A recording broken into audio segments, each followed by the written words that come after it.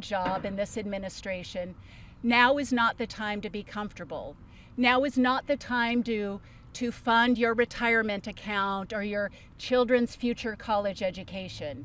You need to put that money into organizations that are on the ground providing assistance, to journalists who are on the ground reporting the truth, to advocacy organizations. Now is not the time to be comfortable or complicit or complacent.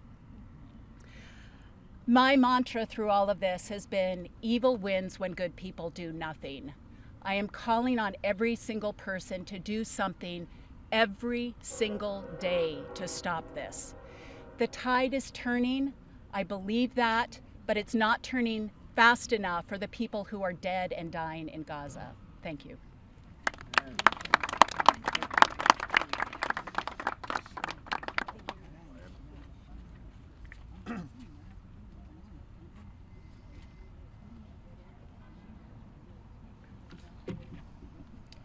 My name is Hanny Nofal. I was a submarine officer for over 10 years, and I resigned in November 2023 during the Biden administration when I recognized very early on that this was in fact a genocide, and the United States government was fully and unequivocally backing that genocide. I'm only coming out now because I had to wait until the expiration of my active duty service to be able to speak out, but I'm coming out now to say that I do not support what the U.S. government has been promoting in Gaza for the last 22 months. 250 years ago, at the dawn of this nation, George Washington gave us a warning. In his farewell address, he cautioned us against the insidious wiles of foreign influence and pleaded with future generations to preserve the independence of our political institutions from entangling alliances and passionate attachments abroad. He did not do this out of isolationism or fear, but out of the deep understanding that the strength of the Republic lies not in its might, but in its moral clarity. Not in who it can dominate, but in who it can resist.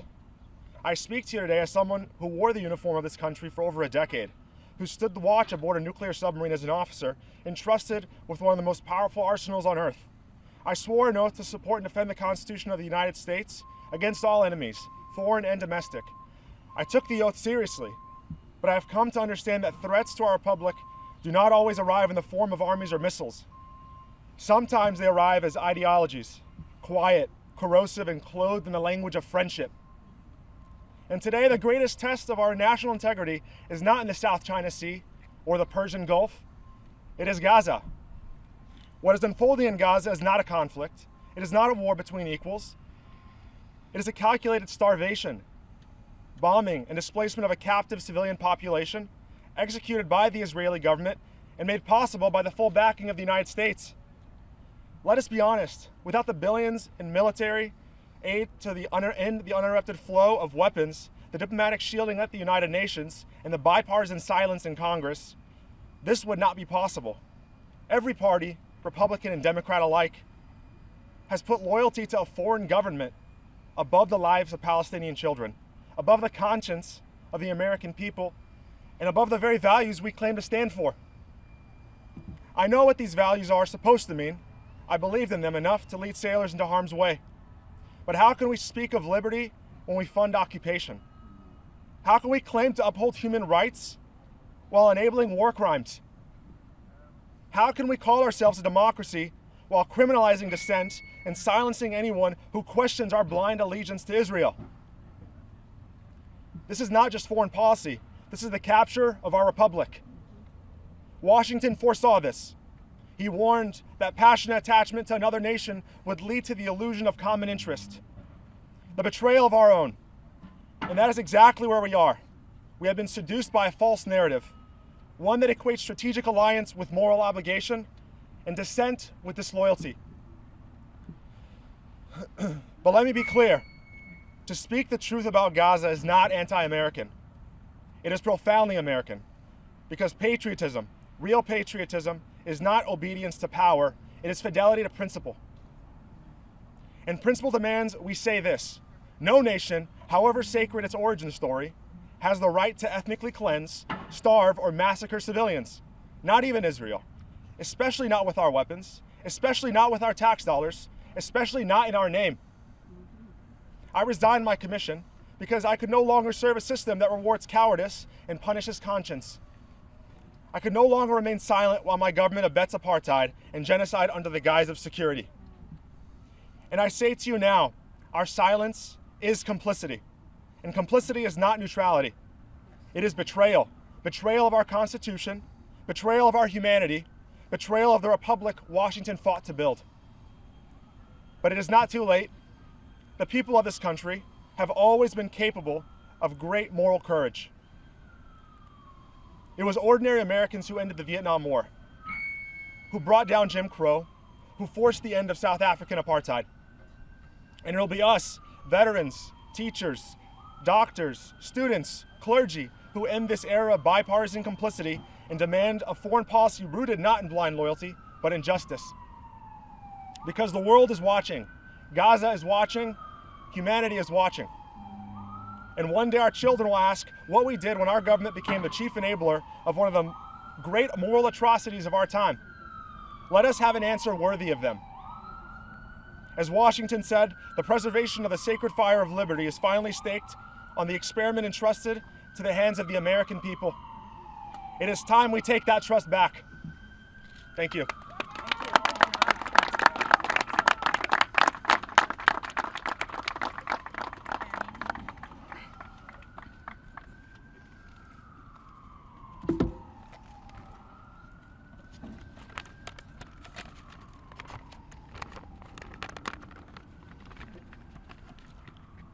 My name is Caleb Dix. I'm a proud American and a 5-year veteran of the United States Marine Corps. I stand before you today, not as a politician, not as a diplomat, but as a man who has seen firsthand the power and devastation of modern weaponry. I know what these tools of war can do. I know how precise they can be and how deadly they become when they're used with no restraint and no conscience. And what we are witnessing in Gaza is not war, it's a systematic annihilation. Let me be absolutely clear. The state of Israel is conducting not a just war. It is waging a campaign of brutality and cowardly, vengeful war against civilians. We've seen the targeting of journalists, doctors, paramedics, aid workers. Tens of thousands of children have been killed, entire families erased, hospitals flattened, and now even starvation used as a weapon. This is not self-defense. This is genocide.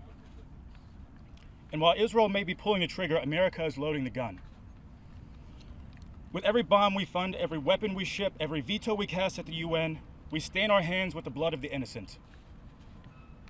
But I'm not just speaking as a Marine or an American. I'm speaking as someone who has walked the streets of Palestine. I've looked into the eyes of the Palestinian people. I've sat with their families, shared meals, laughed with their children, heard their stories. And I can tell you with certainty, these are some of the kindest, most resilient, most dignified people I have ever met. They do not need our pity, they need our solidarity. I do not stand here as a savior, I stand here as a brother, standing shoulder to shoulder with the Palestinian people in their fight for freedom, dignity, and liberation. To the American people, you have more power than you think. It is your tax dollars, your silence, your votes that make this violence possible. But it can also be your courage, your voices, your resilience that brings it to an end. Do not let the language of defense fool you. Do not let the words of propaganda blind you. Human life is human life. And the Palestinian lives are not dispensable. If you believe in liberty, if you believe in justice, if you believe in the values this nation claims to uphold, then now is the time to speak, to stand, and to act. Gaza is burning, the West Bank is bleeding, and history is watching. May we choose to be remembered not for our silence, but for our moral clarity, and our refusal to be complicit in the face of evil. Thank you. Free Palestine, and God bless you all.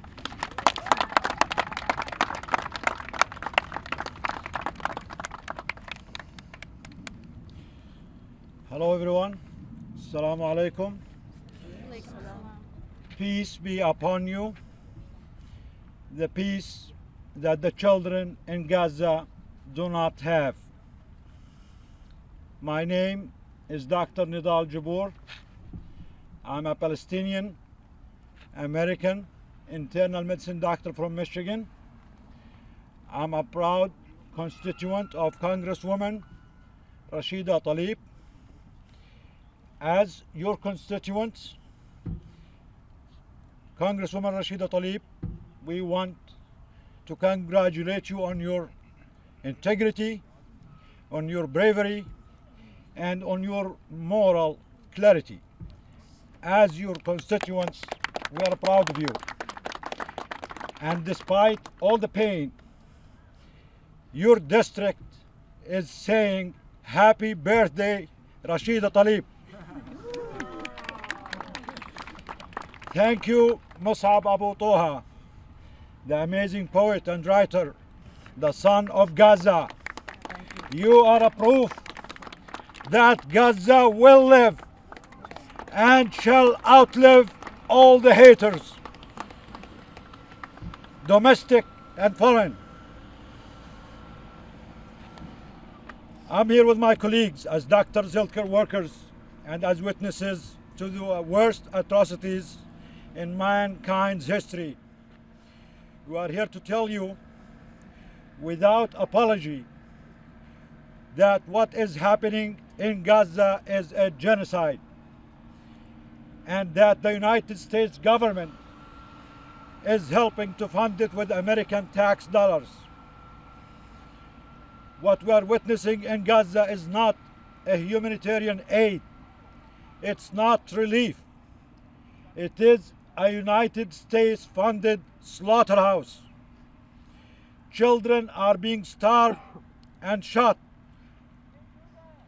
at for trying to get bread. Churches and mosques are bombed. Families are burned alive. No one is spared. Not newborns, not the elderly, not the patients, not the doctors, nor the priests. This is not war. This is an extermination campaign funded, aided, abetted by the United States of America. The so-called Gaza humanitarian aid is not a lifeline. It is a death trap. Children take off their sandals so they can run faster, to dodge the bullets while they are searching for bread. This is not a humanitarian operation. This is a death distribution network funded by the United States and run by the Israeli military and American mercenaries. From the concentration camps of the Holocaust to the killing fields in Cambodia to the concentration zones Israel is building across Gaza, and now to the American-backed death distribution centers, the crime is the same. The genocide is the same. It should have ended 2 years ago, when the signs were clear, when the warnings were loud. And we know this. President Reagan stopped Israel in 1982 with one single phone call. And we know that President Trump can stop it with one single phone call now, unless if he is as weak as Biden was. If you don't stop it today, then you are as sleepy as Joe was. It's your call. And yet our Congress voted on July 18th to send more of our tax dollars to fund more weapons. $500 million more of American tax dollars went to Israel on top of the $3.8 billion that they get for bombs to slaughter children, to mass starve children. President Trump, stop it today. No more negotiations. No more lies. No more giving Netanyahu and Israel time to starve and murder more babies and children. Don't let Netanyahu take you for a ride like he did with Biden. This is not who we are. The Americans are better than this. What we are supporting in Gaza does not make America great again. Shut down the killing zones, flood Gaza with aid, end the genocide. History will remember this point and this moment, what we did and what we failed to do. The world is watching, and history is keeping receipts. In order to honor the true heroes in Gaza in this awful stain on human history, my colleagues here will share accounts from doctors, healthcare workers, and regular Palestinians in Gaza. Some of them are still with us. Some of them have been murdered. Others are being tortured in the Israeli torture camps. They are not numbers. They are human beings with hopes and dreams. And they bleed just like anyone else. Thank you.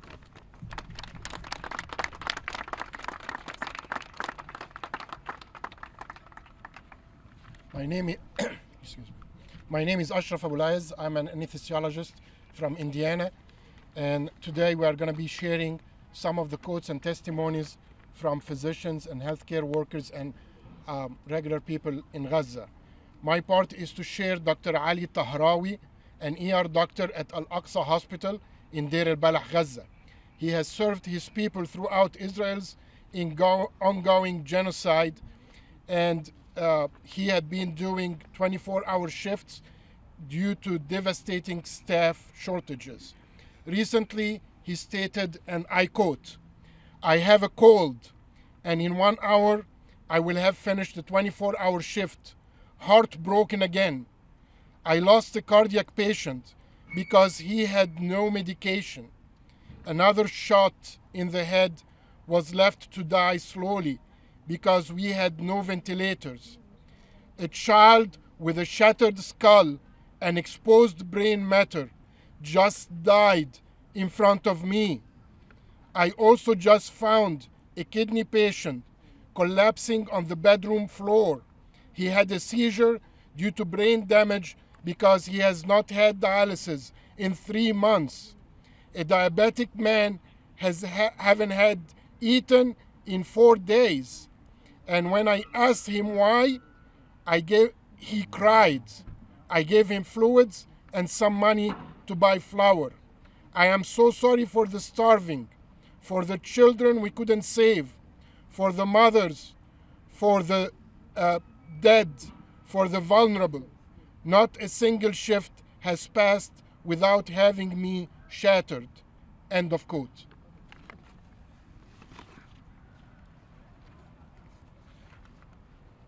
Hello, I'm Mary Beth. I'm a 4th-year medical student in Pennsylvania, also a veteran of the United States Army for nearly 2 decades. On Sunday, we hosted American nephrologist Dr. Imran on our weekly webinar for Doctors Against Genocide. The objective was to support the people in Gaza navigate malnutrition and refeeding syndrome. We learned that when we reintroduced food consumption, carbs are the worst in terms of safety. High phosphorus foods were encouraged, such as seafood, dairy products, legumes, nuts, seeds, bone broth, and canned foods. We were hit with the sobering reality when Iman Munia, a woman in Gaza, interrupted Dr. Imran to tell him that the foods he suggested when refeeding were unavailable in Gaza. I speak on behalf of all my colleagues when I say we collectively felt shame and guilt, even in our attempt to support. We fell short.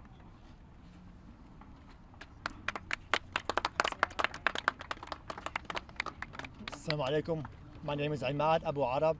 I'm a family doctor from Michigan. I'm going to state a testimony from Ahmed Zaidan, a 10-year-old from Gaza who went to collect aid at one of the GHF distribution centers. He says, "We thought they would give us the boxes respectfully, but they turned out to be the filthiest. We stayed from 7 in the evening until dawn. Tanks on one side, quadcopters and Apaches on the other. I told the young men not to go. Damn those aid boxes if they come with humiliation. Either the aid comes with dignity, we don't want it. My mother was martyred. Before her, my brother was killed. And God knows who's next. We can't even guarantee our lives anymore. Here's my bag, and here's a sack of flour. We have no weapons. We're not going to fight. We are civilians, not soldiers. Don't go to the aid sites and sacrifice your lives.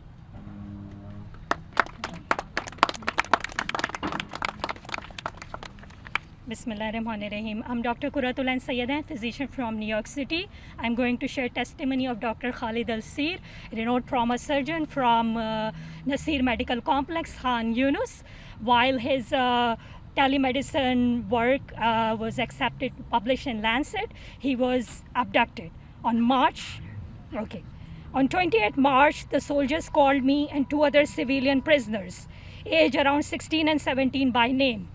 Dr. Al-Sir recalled, it was night. They tied us very tight at our wrists and ankles and put us in a military car. No one told us anything. We drove for around 2 hours into the hills. All the while they beat us, kicking us and humiliating us. They were laughing. I was trying to explain in English that the ties on my wrists were too tight, but they just said I was a doctor, so I would be okay. At around 4 a.m., I heard one say in Arabic, these 3 are to be hanged. I thought it was the end, said the surgeon. I was in pain. They had broken my ribs. Even when they said I was going to be hanged, I didn't care. I just wanted it to end, he said. Dr. Al-Sir was not released until late September, reuniting him with his parents, for whom he is the sole care provider.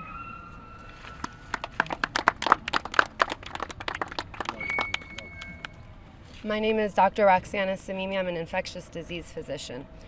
I will be sharing the account by a Gazan captive regarding Dr. Adnan Al-Bursh.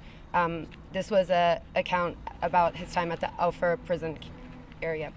The head of orthopedics at Gaza's Al-Shifa hospital, Dr. Adnan Al-Bursh, was working at Al-Auda, a hospital in northern Gaza, in December when he and other medics were arrested by the Israeli army for what they said was quote-unquote national security reasons.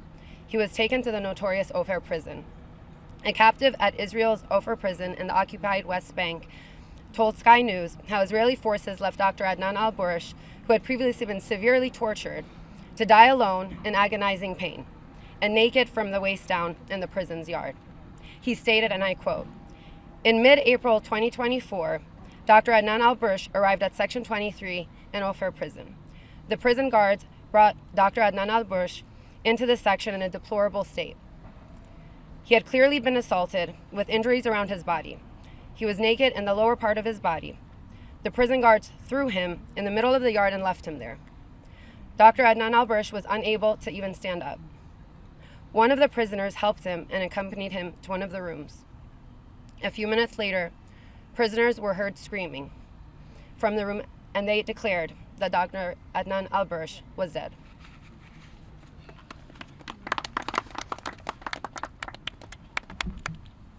Hello and assalamu alaikum. My name is Dr. Iman Husni. I'm a family doctor in the Northern Virginia area.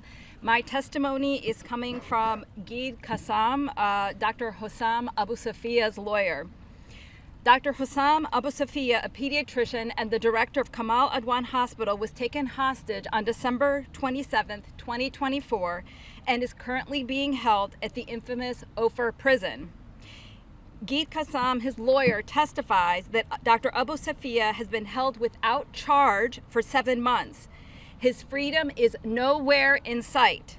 Cut off from the world and held in Israeli detention without charge, he has endured repeated beatings, prolonged solitary confinement, and medical neglect since his arrest in Gaza. The reason for his arrest, the Israeli army claimed, was that he had been involved in terrorist activity. 7 months later, Israel has still not presented any evidence to prove it. At the time of his arrest, he weighed around 213 pounds.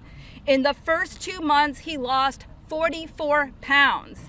By the time his lawyer met with him recently, it was clear he had lost close to 88 pounds.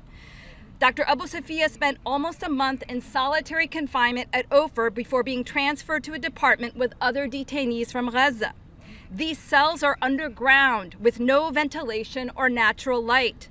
The dampness is so intense that detainees feel cold even when the outside temperature exceeds 86 degrees Fahrenheit. The food that the prison provides is the bare minimum. They are being deliberately starved. Dr. Abu Safia told his lawyer that his most recent assault by prison guards occurred on the 24th or 25th of June. She said that he was attacked brutally and savagely. The beating lasted around 30 minutes. There were bruises on his head, neck, and chest. After they were done, he asked to see a doctor. He wasn't feeling well and he was having chest pain. They refused his request. She says that this was maybe the 5th or 6th time he had been attacked, and they also broke his glasses. She said, I tried so hard to get him a new pair because after he was arrested, when he was arrested, he didn't have his glasses. She finally managed to get him a pair in May, but when they beat him again, they shattered the lenses.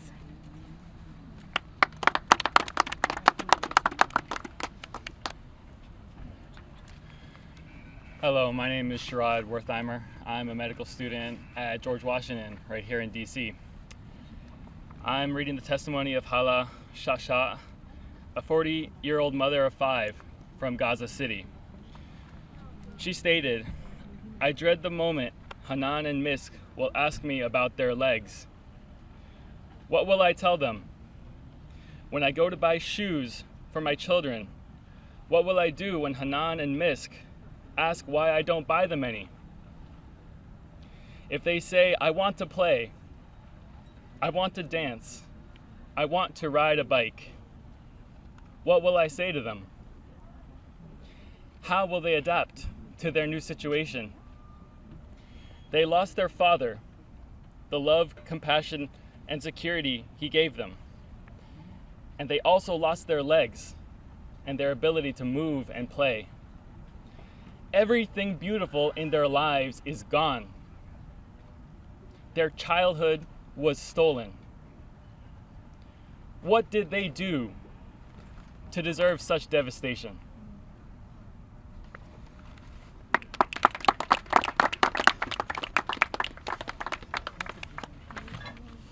Hello, I'm Dr. Krista Joseph. I'm an internal medicine physician from Maryland. This is the testimony of Mervat Hijazi. Mervat Hijazi and her 9 children didn't eat at all on Thursday, save her underweight baby who had a sachet of peanut paste. They had nothing to eat except for the peanut sachet for 11-month-old Lama, received from a clinic as a nutritional supplement because baby milk formula has all but disappeared. I don't have enough milk in my breasts to feed her because I hardly eat myself, said Hijazi, whose husband was killed early in the war as he cycled to get food from a charity kitchen. I'm so ashamed of myself for not being able to feed my children. Hijazi told Reuters from their tent pitched amid the rubble of Gaza City. I cry at night when my baby cries and her stomach aches from hunger. 6-year-old Zaha can't sleep because of Israel's bombardment. She wakes up terrified, shaking, and then remembers she didn't eat and is hungry. I put her back to sleep, promising her food in the morning. Of course, I lie.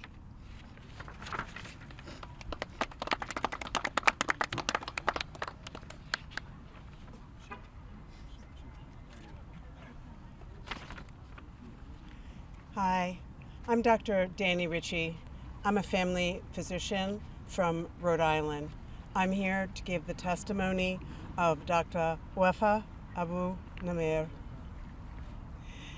At Nasir Hospital in Khan Yunis, in the southern Gaza Strip, Dr. Wafa Abu Namir confirmed the dire situation, reporting that by June 30th, 2025, 9 children were still being treated for malnutrition related complications at her facility alone. She described the scenes they have witnessed over the past 2 months as really unprecedented, with severe cases of nutritional edema or marasma, muscle wasting. She also said that some are additionally suffering from injuries due to explosions from which they have not recovered. Dr. Abu Nimir described to Amnesty how the impact on children extends beyond the physical. One girl whose hair fell out almost completely as a result of nutritional edema kept asking me, "Doctor, will my hair grow back?"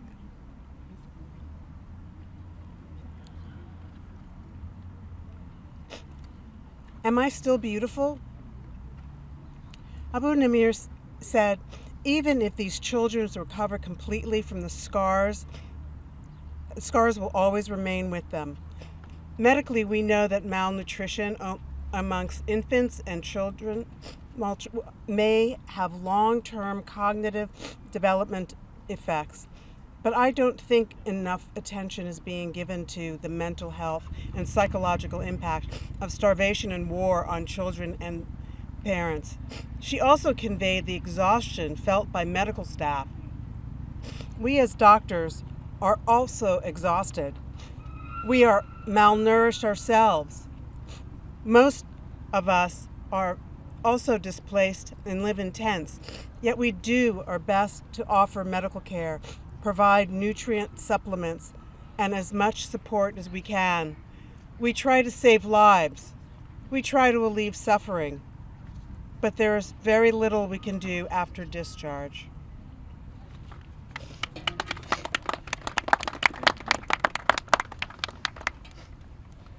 I'm John Ruhr, a retired emergency physician. I've been on the front lines of conflict zones on 4 continents, and I have never seen anything like what is happening in Gaza. Missiles and bombs designed to fight modern armored armies are being dropped on helpless civilians penned in a cage. And if that's not enough, now we have the barbaric medieval siege tactic of starving a population to induce submission. Unbelievable. But we're not here today as diplomats. We are doctors whose duty is not to power, but to preserve life. And so we are asking President Donald Trump and the 535 members that work in this building behind us for 5 immediate actions. 1, open the crossings to Gaza for humanitarian aid. Open it now. Open now. Now. 2, dismantling the Gaza Humanitarian Foundation, which, as you've heard, is nothing but a death trap dressed up as distribution centers. 3, unfettered access to food, fuel, medicine, and water to be distributed by the NGOs like World Food Program, the United Nations, and UNICEF and Oxfam, organizations that have experience in delivering this without killing people. Now. 4, international protection for humanitarian aid and humanitarian aid workers. And 5, a permanent and complete ceasefire now. Ceasefire now. We're not asking for a miracle, we're demanding justice, because genocide doesn't happen just in silence. It happens in bureaucracy, in delay, in neutral language from people that are powerful who should know better. So we're here to say no more. We will not stop. We will not be polite. We will not forget. Lift the siege. Feed the starving. Stop the killing now. Not another hour, not another child, not another bomb. Never again for anyone. For God's sake, people, reclaim our humanity. Thank you. Thank you. Thank you, everyone. Thank you, everyone, for coming. If any of the media would like to do a one-on-one interview with anyone here, please feel free to tap someone on the shoulder if you have any additional questions you'd like to ask. Thank you for coming. And the National Day of Action to End the Starvation, people around the country have been asked to